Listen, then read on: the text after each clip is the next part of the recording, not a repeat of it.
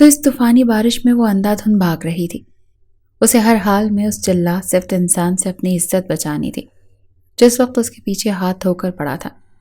اسے نہیں پتا تھا کہ وہ بچ پائے گی کہ نہیں، لیکن وہ بھاگ رہی تھی۔ اس طوفانی بارش میں اسے کچھ نہیں سوچ رہا تھا کہ وہ کہاں جا رہی ہے۔ اس کے پیچھے گاڑی کی تیز روشنی اس کا تعاقب کر رہی تھی۔ وہ جتنی بھی کوشش کر لیتی لیکن گاڑی کی سپیڈ سے مقابلہ نہیں کر سکتی تھی۔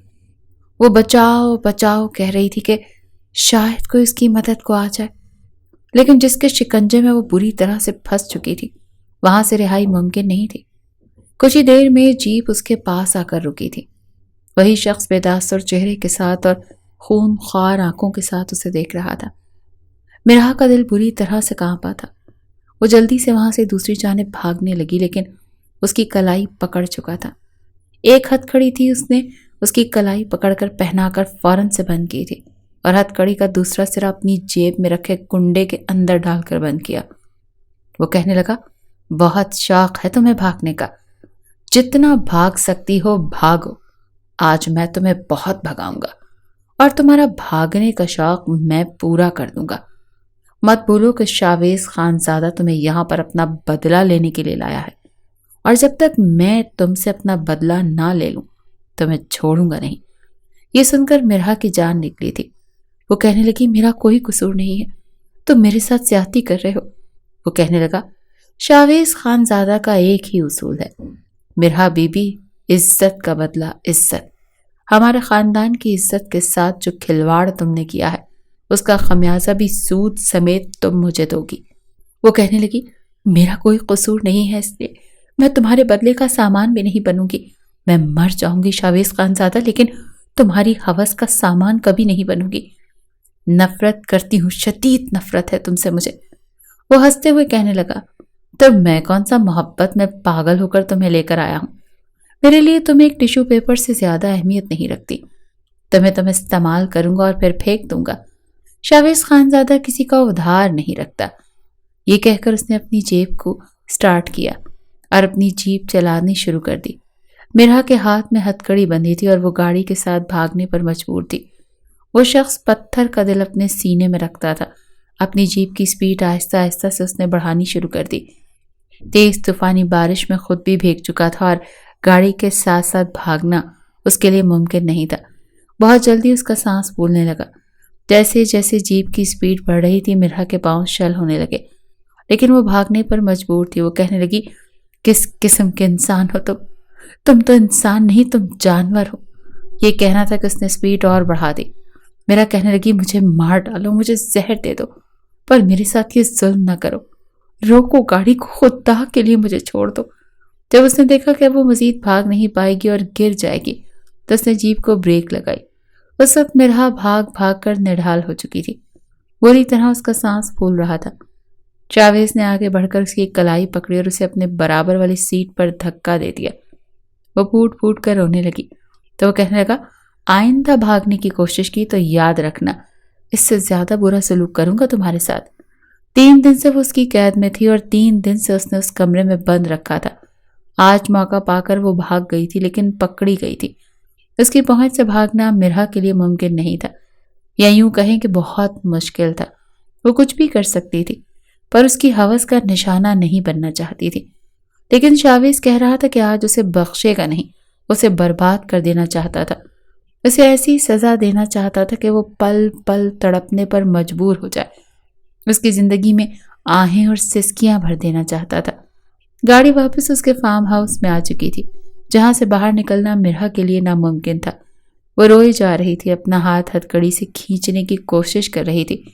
اس چکر میں اپنے ہاتھ کو زخمی کر بیٹھی، لیکن اس شخص کو ترس نہیں آ رہا تھا۔ گاڑی کو فارم ہاؤس کے اندر بنے ہوئے بنگلے کے قریب لا کر اس نے روکا اور پھر جیپ سے چابی نکال کر اس کی ہتھ کڑی کھولی، لیکن اس کا ہاتھ نہیں چھوڑا۔ پھر اسے گھسیٹ کر جیپ سے نیچے اتارا اور اسے زبردستی اندر لے جانے لگا۔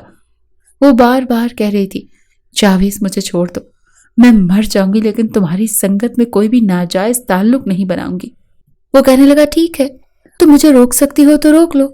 جانتی تھی کہ وہ چاہ کر بھی اس کا مقابلہ نہیں کر سکتی، اپنا ہاتھ تک اس کی گرفت سے تو چھڑوا نہیں سکتی تھی۔ بے بسی اس کی تقلید میں جانے پر مجبور تھی۔ جہاں وہ اسے لے کر جا رہا تھا، کسی کٹی پتنگ کی طرح وہ اس کے ساتھ ساتھ جا رہی تھی۔ ہزار مزاحمت کے باوجود وہ اپنا ہاتھ چھڑوا نہیں سکتی تھی۔ وہ اسے بنگلے کے اندر لے آیا، اوپر کا زینہ چڑھ کر اسے اپنے کمرے میں لے آیا اور اسے بیڈ پر لا کر پٹخا تھا۔ پھر بڑے زور سے کمرے کا دروازہ بند کیا اور کہنے لگا، بہت بارسا بننے کا شوق ہے تمہیں، اپنی عزت بہت پیاری ہے نا تمہیں، آج تمہاری عزت کی دھجیاں اڑا کر رکھ دوں گا۔ یہ کہہ کر اس نے اپنی شرٹ کے بٹن کھولنا شروع کیے تھے۔ میرا کی جان پر بنی تھی، وہ بیڈ کی دوسری جانب سے نیچے اتری تھی، لیکن فرار کا کوئی بھی راستہ نظر نہیں آ رہا تھا۔ شاویز اپنی شرٹ اتار کر پھینک چکا تھا اور اب بنیان اور پینٹ میں ملبوس تھا۔ پھر وہ اس کے پاس آ چکا تھا، وہ بالکل دیوار سے جا لگی۔ وہ کہنے لگی، پلیز شاویز، میرا کوئی قصور نہیں ہے، مجھے جانے دو۔ میں نے آج تک کسی کے سامنے ہاتھ نہیں جوڑے، لیکن تمہارے سامنے جوڑتی ہوں، مجھے یوں پامال نہ کرو۔ لیکن شاویز کی آنکھوں میں تو خون اترا ہوا تھا۔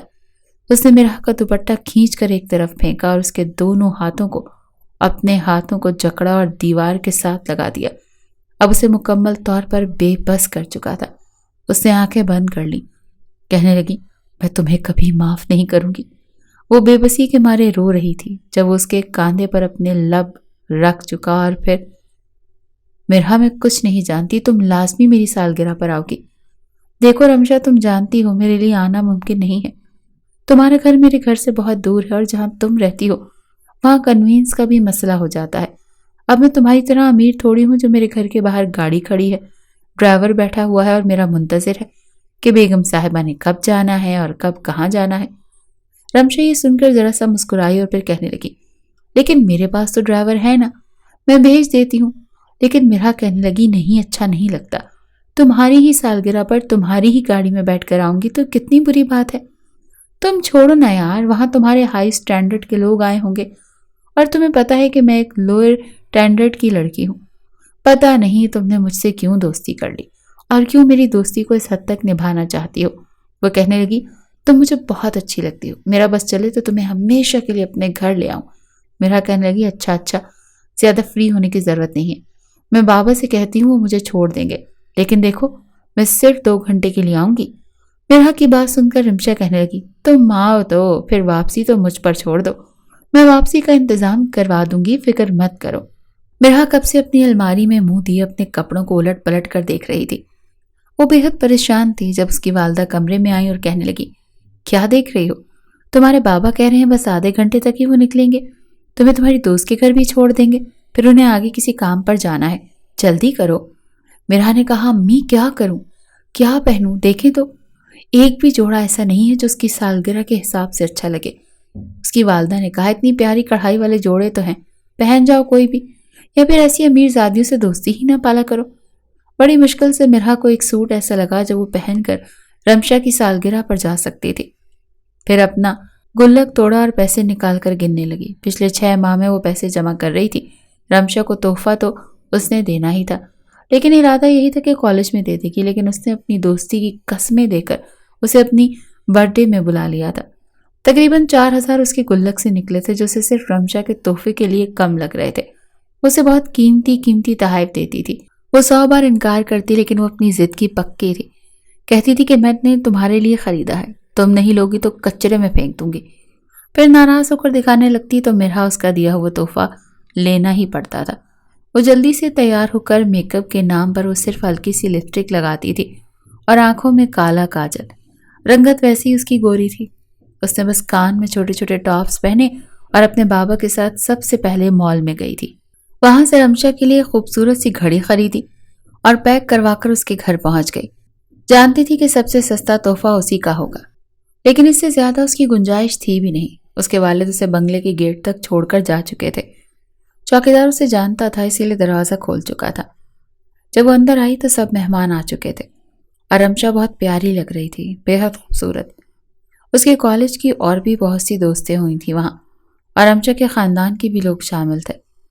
اپنے والدین کی ایک ہی ایک بیٹی تھی اور اپنے بھائی کی اکلوتی بہن، اسی لیے بہت لاڈلی تھی۔ جیسے اس نے مرہا کو سامنے سے آتے ہوئے دیکھا تو سب کو چھوڑ چھاڑ تیز قدم اٹھاتی مرہا کے پاس پہنچی تھی۔ اسے اپنے ساتھ لگایا اور کہنے لگی، میں کب سے تمہارا انتظار کر رہی تھی۔ میرا کہنے لگی تمہیں پتا تو ہے میرا کوئی ارادہ تھا ہی نہیں، بس تم نے مجبور کر دیا تو مجھے آنا پڑا۔ اور رمشا اس کا ہاتھ پکڑ کر اس کو اپنے باقی مہمانوں سے ملوانے لگی۔ رمشا کی پھپھو، اس کی تائی اماں، اس کی خالہ، ماموں، نانی سبھی ہائی سٹینڈرڈ کے لوگ تھے۔ جو بھی مرحا کو دیکھتا تو چہرے پر مسکراہٹ چھا جاتی، لیکن جیسے ہی نظر اس کی عام سے کاٹن کی کڑھائی والے جوڑے پر پڑتی تو ماتھے پر سلوٹیں پڑنے لگتی، ناگواری چہرے پر چھا جاتی، اور وہ جانتی تھی کہ مسئلہ ہائی سٹینڈرڈ اور لو سٹینڈرڈ کا ہے۔ اسی لیے وہ چاہتی ہی نہیں تھی کہ رمشا کی سالگرہ پر آئے جہاں سے اپنی کم مائیگی کا احساس ہو۔ سالگرہ پر سب مہمان آ چکے تھے، کیک کٹنے کا وقت آیا تو رمشا کہنے لگی جب تک شاویز بھائی نہیں آئیں گے میں کیک نہیں کاٹوں گی۔ اس کے والد کہنے لگے بیٹا وہ ضروری میٹنگ میں ہے اور تم جانتی ہو اسلام آباد گیا ہے، فلائٹ بھی لیٹ ہو گئی ہے، پہنچتے پہنچتے اسے وقت لگ جائے گا، تم کیوں انتظار کر رہی ہو؟ اس نے بھی کہا تھا کہ رمشا سے کہنا میرا انتظار نہ کرے، کیک کاٹ لے۔ وہ کہنے لگی نہیں، جب تک وہ نہیں آئیں گے میں کیک نہیں کاٹوں گی۔ بہرحال اس چکر میں وقت بہت لگ گیا۔ بار بار مرحا اپنے ہاتھ پر بندھی گھڑی دیکھ رہی تھی، کافی دیر ہو چکی تھی۔ اس نے سوچا کہ اسے چلنا چاہیے۔ مہمان کھانا کھانے میں مصروف تھے جب مرحا رمشا کے پاس آئی اور کہنے لگی رمشا پلیز اب مجھے اجازت دو اور اپنے ڈرائیور سے کہو مجھے گھر تک چھوڑ دے۔ وہ کہنے لگی ڈرائیور تو ایئرپورٹ گیا ہے، شاویز بھائی کو لے کر آئے گا، اور تم کہاں جانے کی تیاری کر رہی ہو؟ میں نے تو ابھی کیک تک نہیں کاٹا۔ وہ کہنے لگی مجھے تم پہلے بتا دیتی، میں بابا کو بلا لیتی ہوں، اتنی دیر ہو گئی ہے، مجھے اپنے گھر جانا ہے، اتنی دیر تک میں کبھی باہر نہیں رکی، 12 بج رہے ہیں۔ وہ کہنے لگی ارے کچھ نہیں ہوتا، پریشان کیوں ہو رہی ہو؟ میرا واقعی پریشان ہونے لگی تھی، اپنے آنے پر پچھتاوا بھی ہو رہا تھا۔ اس کی والدہ کی بھی کال آنے لگی تھی، کب تک پہنچ جاؤ گی؟ وہ کہنے لگی بس نکلنے ہی لگی ہوں، آ رہی ہوں۔ وہ بس ٹال مٹول کر رہی تھی جب اس کا بھائی گھر میں داخل ہوا اور رمشا بھاگتے ہوئے اس کے سینے سے جا لگی۔ وہ کہنے لگا گڑیا کتنی بار کہا تھا کہ میرا انتظار مت کیا کرو، کیک کاٹ لیتی، پر اس نے ایک تحفہ اپنی بہن کو دیا تو کہنے لگی آپ کے بغیر تو ممکن ہی نہیں ہے کہ میں اپنی کوئی خوشی پوری کروں، you are the best brother in the world. Shavez نے مسکرا کر اس کے ماتھے پر بوسہ دیا، پھر اپنے ساتھ لگایا اسے ٹیبل تک لے آیا، اسے کیک کاٹنے کے لیے کہا۔ سب سے پہلے رمشا نے کیک کاٹ کر اپنے بھائی کے منہ میں ڈالا تھا، پھر اپنی والدہ کے اور والد کے۔ میرا بار بار بس کھڑی دیکھ رہی تھی، پھر سب کو کیک بانٹا گیا، اس نے بس 2 چمچ ہی کھایا تھا۔ رمشا سے کہنے لگی پلیز اب ڈرائیور کو بولو مجھے چھوڑ آئے، 1 بج رہا ہے، بہت دیر ہو گئی ہے۔ وہ کہنے لگی ٹھیک ہے میں کہہ دیتی ہوں۔ اسے اپنے بھائی کو پکارا جو کہ اپنے رشتہ داروں سے مل رہا تھا اور باتوں میں مصروف تھا کہ میٹنگ میں کیا کیا کارنامہ انجام دے کر آیا ہے۔ جب رمشا نے کہا کہ شاویز بھائی تو اس نے پلٹ کر دیکھا۔ وہ کہنے لگا ہاں کیا بات ہے گڑیا؟ تو وہ کہنے لگی وہ ڈرائیور سے کہیں کہ میری دوست کو اس کے گھر چھوڑائے۔ پہلی بار شاویز کی نظر مرحا پر پڑی تھی جو کہ کافی پریشان اور تذبذب کا شکار تھی۔ شاویز اسے کہنے لگا ڈرائیور تو مجھے چھوڑ کر جا چکا ہے، اس کی بیٹی کی طبیعت بہت خراب تھی تو کہنے لگا آج وہ اپنے گھر جانا چاہتا ہے۔ یہ سن کر رمشا کہنے لگی اوہو یہ تو بہت برا ہوا۔ شاویز رمشا کے پاس آ گیا اور کہنے لگا ہم مسئلہ ہے، کہنے لگی کہ میری یہ دوست بہت دور سے آئی ہے اور میں نے اسے کہا تھا کہ واپسی پر میں ڈرائیور سے کہہ کر چھڑوا دوں گی، اسے گھر جانا ہے اور دیر بھی کافی ہو گئی ہے۔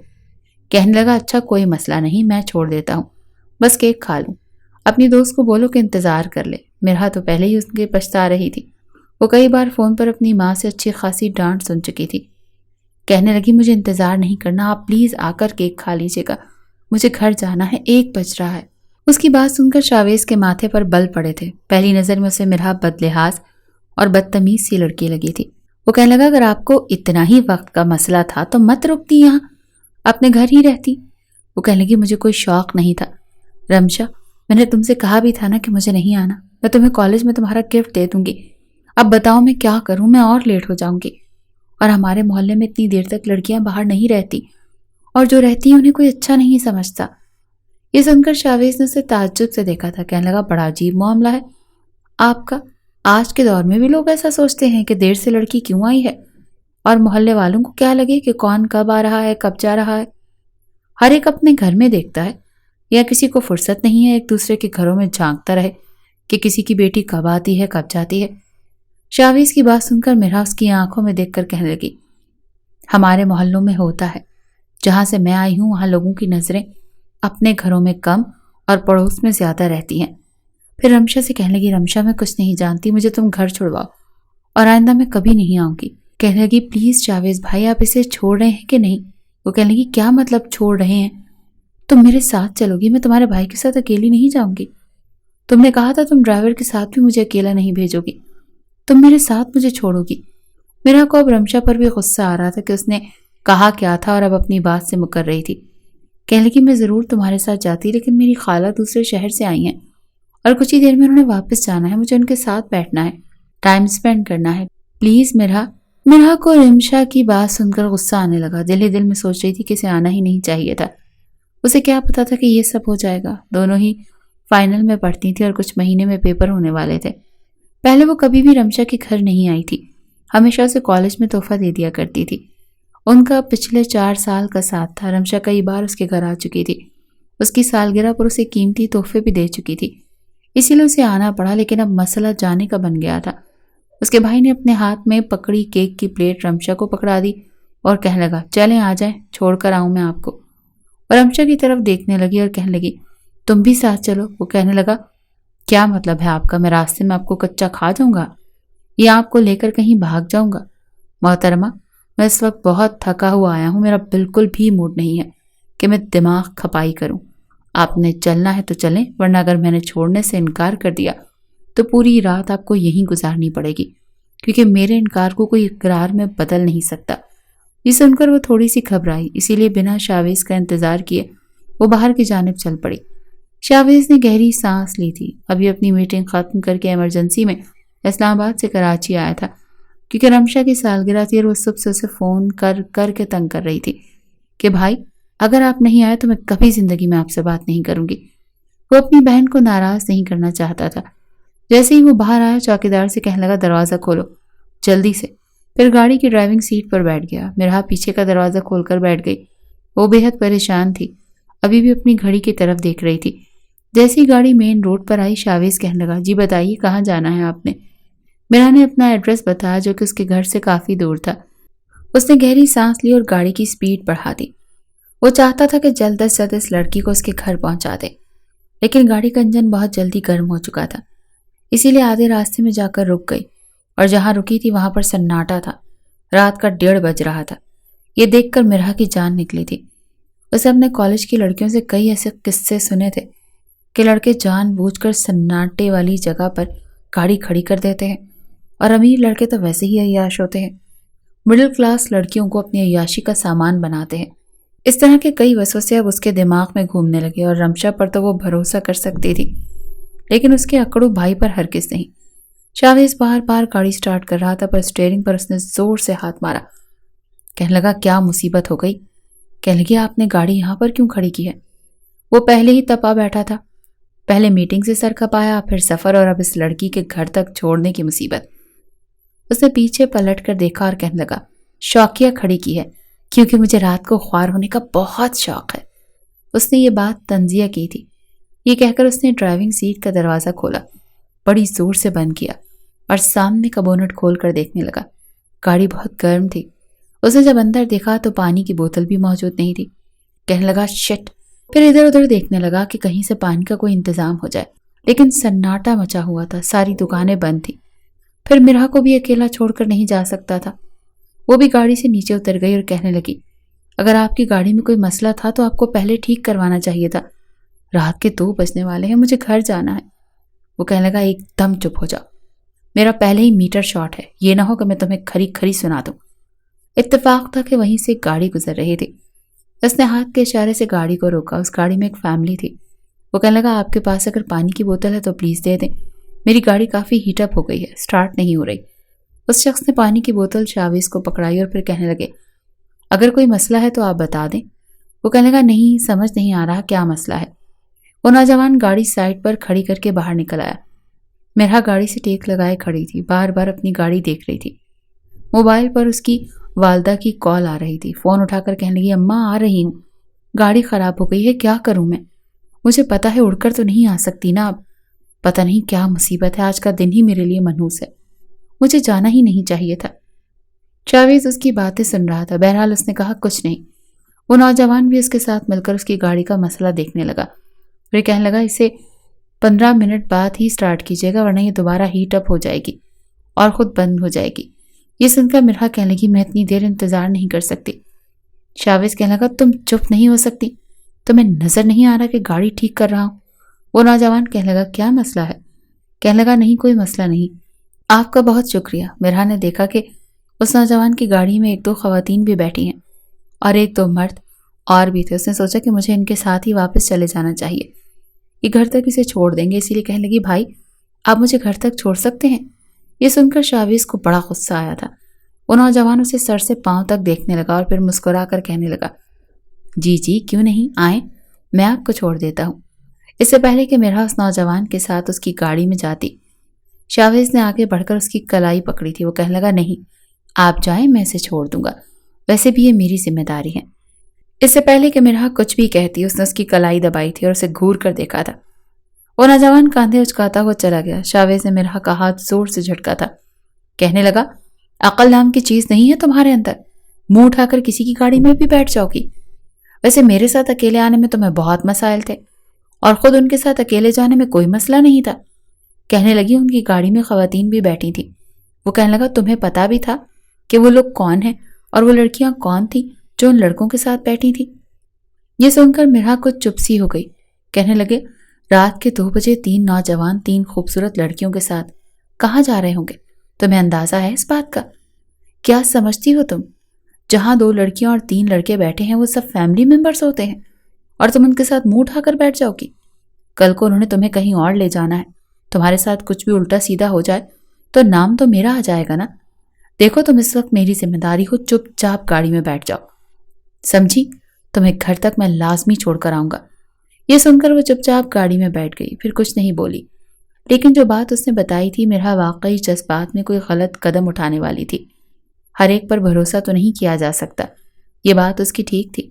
15 मिनट वो गाड़ी के साथ ही खपता रहा और उसके बाद गाड़ी में आकर बैठ गया। गाड़ी स्टार्ट की और मिरहा को उसके घर तक छोड़ दिया, लेकिन वो गली में ही जाकर उतर गई थी। कहने लगी, ये अब आप जाएं। वो कहने लगा, घर तक क्यों ना छोड़ूं, रात का अंधेरा है, गली में सन्नाटा भी बहुत है। कहने लगी, नहीं, अगर किसी ने देख लिया तो बातें बनाएंगे। लेकिन वो मिरहा के जाने के बाद ही वहीं खड़ा रहा जब तक कि वो अपने घर के अंदर नहीं चली गई, फिर ही वापस आया था। रमशा कहने लगी, मैं कभी भी पीछे नहीं हो सकती। मिरहा के लाख समझाने पर भी रमशा की अकल में कुछ नहीं आया था। इस वक्त उसके सर पर हमजा की मोहब्बत सवार थी। हमजा एक शरीफ नौजवान था, लेकिन एक मिडिल क्लास फैमिली से ताल्लुक रखता था और शावेज अपनी बहन के लिए बहुत बड़े और ऊंचे ख्वाब देखता था। मिरहा जानती थी कि वो अकड़ू शख्स कभी भी हमजा जैसे नौजवान को अपनी बहन के लिए पसंद नहीं करेगा, लेकिन रमशा को समझाना भी मुश्किल था। एक बार जैसे ही मिरहा यूनिवर्सिटी पहुंची, तो 2 क्लासें लेने के बाद ही रमशा उसे अपने साथ यूनिवर्सिटी से बाहर ले आई। मिरहा बड़ी परेशान थी। वो कहने लगी, क्या पागल हो गई हो, बाहर क्यों आई हो? तो रमशा कहने लगी, बस बहुत पढ़ लिया, मुझे तुमसे कुछ काम है। मिरहा कहने लगी, मुझसे क्या काम है? तो वो कहने लगी, प्लीज़ मेरे साथ चलो, हमजा ने मुझे रेस्टोरेंट में बुलाया है, मुझे उससे बहुत सारी बातें करनी है। ये सुनकर मिरहा की जान निकली थी। वो कहने लगी, तुम पागल तो नहीं हो गई हो, खुद तो मरोगी, साथ में मुझे भी अपने साथ मरवाओगी? भाई मुझे नहीं पता, मुझे बहुत डर लगता है ऐसे कामों से, और मैं आज तक कभी ऐसा कुछ नहीं किया कि मैं कॉलेज, स्कूल या यूनिवर्सिटी से क्लास छोड़कर यूं किसी रेस्टोरेंट में लड़के से मिलने गई हूँ। रमशा कहने लगी, तो अब भी तुम कौन सा मिलने जा रही हो? मिलने तो मुझे जाना है, बस तुम साथ होगी तो अगर शावेज भाई ने मुझे देख भी लिया तो मेरे पास बहाना होगा कि हम दोनों साथ हैं और हमजा तुमसे मिलने आया था। मिरहा ने कहा, तुम पागल तो नहीं हो गई, तुम मुझे क्यों फंसा रही हो? वो कहने लगी, तो क्या हुआ, अगर वो ये समझ भी लेंगे तो तुम्हें क्या फर्क पड़ता है?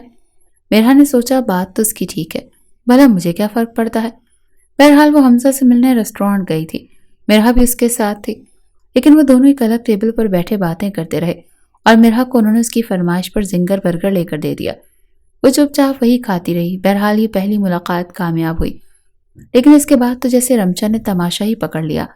हफ्ते में 1-2 बार वो जरूर हमजा से मिलने रेस्टोरेंट में जाती थी। हालांकि यूनिवर्सिटी में भी तो रोज बातें करते थे, मिलते थे, लेकिन पता नहीं क्या शौक था। पहले पहल तो मिरहा घबराती थी, इनकार करती थी, लेकिन फिर मजे मजे के खानों का चस्का लग गया, इसीलिए उनके साथ चली जाती थी। एक बार जैसे ही वो रेस्टोरेंट में बैठे और ऑर्डर किया और मिरहा अपने टेबल पर जाकर बैठने लगी तो सामने से रेस्टोरेंट में शावेज अपने चंद दोस्तों के साथ दाखिल हुआ। ये देखकर मिरहा की जान निकली थी। वो फौरन से रमशा के पास आई और कहने लगी, तुम्हारा भाई आ गया। रमशा ने देखा तो उसका रंग फक हो गया اس نے جلدی سے اپنی کرسی سے اٹھ کر میرا کو اپنی کرسی پر بٹھا دیا اور خود چادر سے اپنا چہرہ چھپاتی ہوئی لیڈیز واش روم میں چلی گئی، جہاں ان کا ٹیبل تھا۔ اس کے بالکل برابر والی ٹیبل پر شاویز اپنے دوستوں کے ساتھ آ کر بیٹھا تھا۔ حمزہ بھی نروس تھا اور میرا بھی۔ شاویز کی نظر ان دونوں پر پڑی تو بڑی عجیب سی نظروں سے دونوں کو دیکھنے لگا۔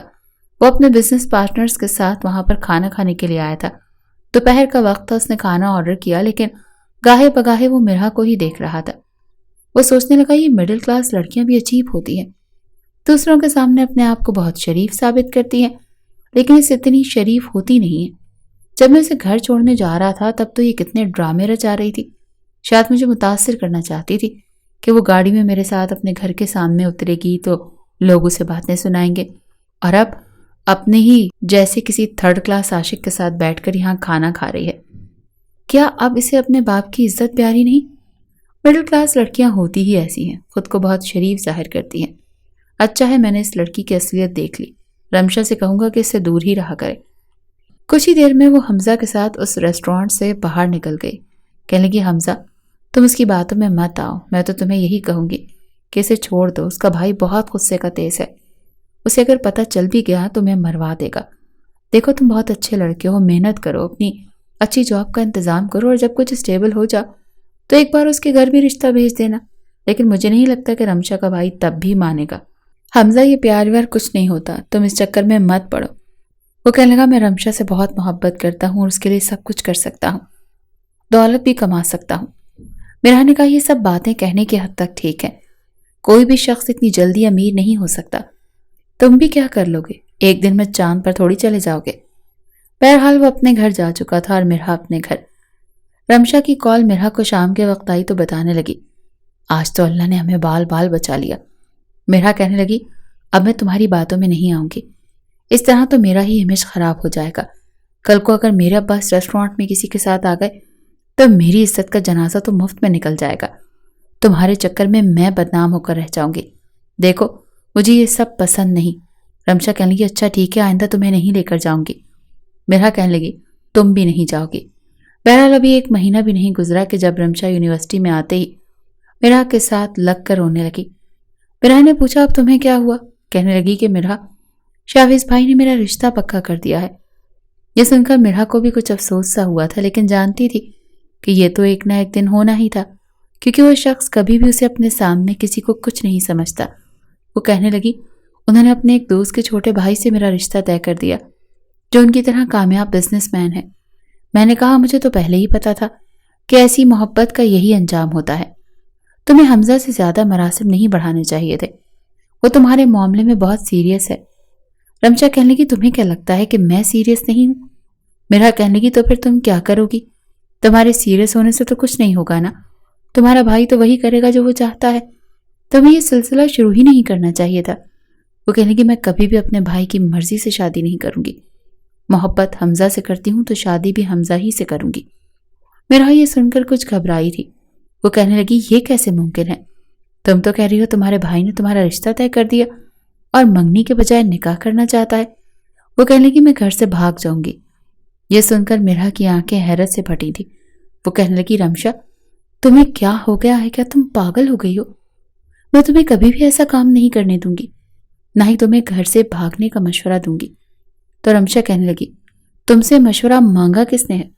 میں حمزہ کے علاوہ کسی اور کے ساتھ کبھی زندگی نہیں گزار سکتی، اسی لیے شادی تو میں اسی سے کروں گی۔ میں شاویز بھائی کی خاطر اپنی محبت کی قربانی نہیں دے سکتی۔ میرا کہنے لگی وہ تمہارا بھائی ہے، تمہارے لیے اچھا ہی سوچ رہا ہے، حمزہ کا بھی کوئی مستقبل نہیں ہے۔ وہ کہنے لگی کیا ہوگا، اس کے ساتھ روکھی سوکھی کھانی پڑے گی نا، میں کھا لوں گی۔ یہ سن کر میرا بڑی پریشان ہوئی، گھر آ کر بھی پریشان تھی، جانتی تھی کہ رمشا بہت ضدی ہے، اسے ایک بار کوئی چیز اچھی لگ جائے تو اس کے پیچھے ہاتھ دھو کر پڑ جاتی ہے۔ اب حمزہ کی محبت اس کے سر پر سوار تھی، وہ بہت پریشان تھی کہ کیا کرے اور کیا نہ کرے۔ وہ نہیں چاہتی تھی کہ رمشا ایسا کوئی قدم اٹھائے جو کہ ذلت کا سبب بنے۔ دوسرے دن جب ہم مرحا یونیورسٹی گئے تو رمشا نے کلاس نہیں لی اور نہ ہی حمزہ نے، دونوں ہی کینٹین میں بیٹھے تھے۔ مرحا جب کلاس لینے کے بعد کینٹین میں آئی تو رمشا بیٹھی رو رہی تھی اور حمزہ اس کا ہاتھ پکڑ کر کہہ رہا تھا تم جو کہو گی میں کرنے کو تیار ہوں، تمہاری خاطر میں کوئی بھی قدم اٹھا لوں گا۔ وہ کہہ رہی تھی کہ میرا بھائی 1 مہینے کے اندر اندر میری شادی کرنا چاہتا ہے، کیونکہ اس کے بزنس پارٹنر کا چھوٹا بھائی بیرون ملک جانا چاہتا ہے، اور وہ چاہتا ہے کہ شادی کے بعد میں بھی اس کے ساتھ وہاں چلی جاؤں۔ وہ میرا بھی ویزا لگوانا چاہ رہا ہے، اس کے لیے نکاح کا فوری ہونا ضروری ہے، لیکن میں یہ نہیں چاہتی کہ میرا نکاح اس سے ہو اور اس کے ساتھ میری رخصتی ہو جائے، کیونکہ آج کل میرے گھر میں یہی باتیں ہو رہی ہیں کہ ہو سکتا ہے کہ نکاح کے ساتھ رخصتی بھی کر دی جائے۔ میں مر جاؤں گی حمزہ، میں تمہارے بغیر نہیں رہ سکتی۔ حمزہ کہنے لگا ٹھیک ہے، پھر ہم نکاح کر لیتے ہیں۔ تمہیں ایسا کرنا ہے کہ بس اپنا کوئی ضروری سامان لے لینا۔ دیکھو ابھی میرے ہاتھ میں کچھ نہیں ہے، تم تو جانتی ہو کہ ابھی پیپرز ختم ہوئے ہیں، رزلٹ آنے میں ابھی کافی ٹائم ہے اور اس کے بعد ہی جاب ڈھونڈ سکتا ہوں۔ پھر اس سے بھی زیادہ مشکل مرحلہ ہے، کچھ عرصہ تم نے میرے ساتھ تنگی سے گزارنا پڑے گا۔ رمشا کہنے لگی میں گزار لوں گی، تم جہاں رکھو کہ رہ لوں گی۔ میرا یہ سب سن کر کہنے لگی تم لوگوں کو یہ اتنا آسان لگتا ہے؟ یہاں کوئی لو سٹوری چل رہی ہے جو تم لوگ اپنی مرضی اور منمانی کر رہے ہو؟ پھر اس نے رمشا سے کہا تمہیں اپنے بھائی کا پتہ نہیں ہے کیا؟ وہ تم لوگوں کو ڈھونڈ نکالے گا، اور اگر تم دونوں اس کے ہاتھ لگ گئے نا تو رمشا تمہیں تو وہ کچھ نہیں کہے گا، صرف 2-4 تھپڑ مارے گا، لیکن حمزہ کو جان سے مار ڈالے گا۔ حمزہ کہنے لگا لاہور میں میرے دوست ہیں اور ان پر میں بھروسہ کر سکتا ہوں، میں نکاح کر کے فوراً لاہور چلا جاؤں گا۔ رمشا بھی اس کی بات مان گئی۔ میرا کہنے لگی تم غلط کر رہی ہو، اور رمشا تم دونوں ہی جذباتی فیصلہ کر رہے ہو۔ لیکن ان دونوں نے مرحا کی کسی بات پر کان نہیں دھرے۔ انہوں نے 1 ہفتے بعد نکلنا تھا، سب چیزیں مرحا جانتی تھی۔ کئی بار دل میں خیال آیا کہ رمشا کی والدہ کو یہ خبر بتا دے کہ ان کی بیٹی آج کل کیا پلان بنا رہی ہے، لیکن پھر سوچا کہ رمشا زندگی بھر اس سے بات نہیں کرے گی، اس کی شکل تک نہیں دیکھے گی اور ساری زندگی اسے بد دعائیں دے گی کہ اس کی وجہ سے اسے محبت نہیں ملی۔ کبھی سوچتی کہ اگر وہ دونوں پکڑے گئے تو کیا ہوگا؟ اسے رمشا سے بھی محبت تھی اور حمزہ بھی برا لڑکا نہیں تھا، لیکن اس وقت اس کے حالات ایسے نہیں تھے کہ وہ رشتہ مانگ سکتا یا اس کا رشتہ قبول کیا جاتا۔ بہرحال 7 دن کی سوچ بچار کے بعد بھی میرا کسی بھی نتیجے پر نہیں پہنچی تھی، یہاں تک کہ وہ دونوں گھر سے بھاگ چکے تھے اور اس خبر نے شاویز کے بنگلے میں قیامت برپا کر دی تھی۔ شاویز تو کسی خون خوار شیر کی طرح سے حمزہ کو ڈھونڈتا پھر رہا تھا۔ یونیورسٹی میں بھی چھٹی کے وقت پہنچ گیا تھا۔ وہ جانتا تھا کہ رمشا کی سب سے زیادہ دوستی مرحا کے ساتھ تھی۔ جیسے ہی مرحا گھر جانے کے لیے یونیورسٹی سے باہر آئی تو سامنے شاویز کی گاڑی کو کھڑا دیکھ کر اس کا خون خشک ہوا تھا، اور پھر وہ بڑے غصے سے گاڑی سے نیچے اتر کر سیدھا مرحا کی طرف آ رہا تھا۔ مرحا بے حد گھبرائی ہوئی تھی، جلدی سے تیز قدم اٹھاتی بس اسٹینڈ کی طرف جانے لگی، لیکن راستے میں ہی اس کی کلائی پکڑ چکا تھا۔ وہ کہنے لگا کہ میری بہن کہاں ہے؟ تو وہ کہنے لگی مجھے نہیں پتا، میں تو خود فون کر کے پوچھنے والی تھی کہ آج وہ یونیورسٹی کیوں نہیں آئی۔ وہ کہنے لگا زیادہ بننے کی ضرورت نہیں ہے، وہ تمہیں اپنی ہر بات بتاتی تھی، پل پل کی خبر تمہیں ہوتی تھی۔ میں اس کے باقی سب دوستوں سے پوچھ گچھ کر چکا ہوں اور اس لڑکے کا بھی پتہ کروا چکا ہوں جس کے ساتھ وہ بھاگی ہے۔ پھر اس کی کلائی پکڑ وہ اپنی گاڑی کے پاس لے آیا، گاڑی کا فرنٹ ڈور کھولا اور کہنے لگا بیٹھو۔ میرا کہنے لگی میں کیوں بیٹھوں؟ میں نے کچھ نہیں کیا، میں کچھ نہیں جانتی۔ وہ کہنے لگا گاڑی میں بیٹھو ورنہ تمہارا وہ حال کروں گا کہ یاد کرو گی۔ سب کچھ جان گیا ہوں میں، میری بہن کو پھنسانے والی تم ہو اور آج میں تمہیں چھوڑوں گا نہیں۔ اسے زبردستی گاڑی میں بٹھا کر وہ اپنے بنگلے میں لے گیا جہاں اس کی والدہ کا رو رو کر برا حال تھا۔ میرا کو دیکھ کر کہنے لگی تم بتاؤ کیا تم جانتی تھی رمشا کسی لڑکے میں انوالو ہے؟ میرا کہنے لگی نہیں آنٹی، میں کچھ نہیں جانتی تھی۔ شاویز دھاڑتے ہوئے بولا جھوٹ بول رہی ہے، یہ بکواس کر رہی ہے، یہ سب جانتی ہے، بلکہ اسی نے پھنسایا ہے۔ میں اس لڑکی کی تصویر دیکھ چکا ہوں، وہ وہی لڑکا تھا جس کے ساتھ یہ ریسٹورنٹ میں کھا پی رہی تھی۔ میں تو سمجھا تھا کہ شاید یہ اپنا چکر اس لڑکے کے ساتھ چلا رہی ہے، پر مجھے نہیں پتا تھا کہ اپنے جیسے مڈل کلاس لڑکے کو میری بہن کے پیچھے لگا چکی ہے۔ اب بھی یہ سب کچھ جانتی ہے اور میں اب اسے چھوڑوں گا نہیں، اس کا وہ حال کروں گا کہ یہ یاد کرے گا۔ شاویز کی والدہ کہنے لگی تم چپ کرو، مجھے پوچھنے دو۔ میرا اس وقت اتنی گھبرائی اور ڈری ہوئی تھی کہ اسے کچھ سمجھ نہیں آ رہا تھا کہ وہ کیا کہے اور کیا نہ کہے۔ اس کی والدہ پوچھنے لگی مرحا بیٹا کیا تم جانتی تھی؟ مرحا رونے لگی اور کہنے لگی میں نے اسے سمجھایا تھا کہ گھر سے مت بھاگو، اپنے گھر والوں سے بات کر کے دیکھو، اسے جھوٹ بولنے کی عادت نہیں تھی۔ خوف کے مارے اس نے سب سچ بتا دیا۔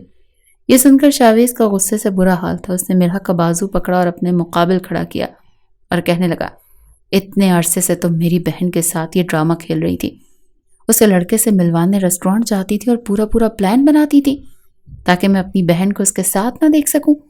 وہ کہنے لگی ایسا نہیں، یہ سب مجھے رمشا نے کہا تھا۔ اس کی ماں رونے لگی اور کہنے لگی رمشا نے کہا اور تم نے مان لیا؟ تم مجھ سے کہہ سکتی تھی یہ دوستی نبھانا نہیں ہے کہ تم اس کی غلط بات پر بھی اس کا ساتھ دو گی۔ تمہیں چاہیے تھا کہ تم فون کرتی اور سب کچھ مجھے بتاتی۔ وہ رونے لگی، کہنے لگی آنٹی بس مجھ سے یہی غلطی ہو گئی، میں سمجھ نہیں پا رہی تھی کیونکہ رمشا مجھ سے یہ کہتی تھی کہ میں اس سے دوستی نبھاؤں۔ اس وقت شاویز کا غصے سے یہ حال تھا کہ اس کا جی چاہ رہا تھا کہ اس لڑکی کا گلا گھونٹ کر اسے مار ڈالے۔ وہ کہنے لگا میں تمہیں چھوڑوں گا نہیں، جو کچھ تم نے میری بہن کے ساتھ کیا ہے میں تمہیں اس کی وہ سزا دوں گا کہ تم زندگی بھر بھولو گی نہیں۔ جو بدنامی مجھے دیکھنی پڑ رہی ہے اور جس تکلیف اور اذیت سے میں گزر رہا ہوں، میں تمہیں بھی بدنام کر کے رکھ دوں گا۔ تمہیں چھوڑوں گا نہیں، تمہیں کہیں بھی منہ دکھانے کے قابل نہیں چھوڑوں گا۔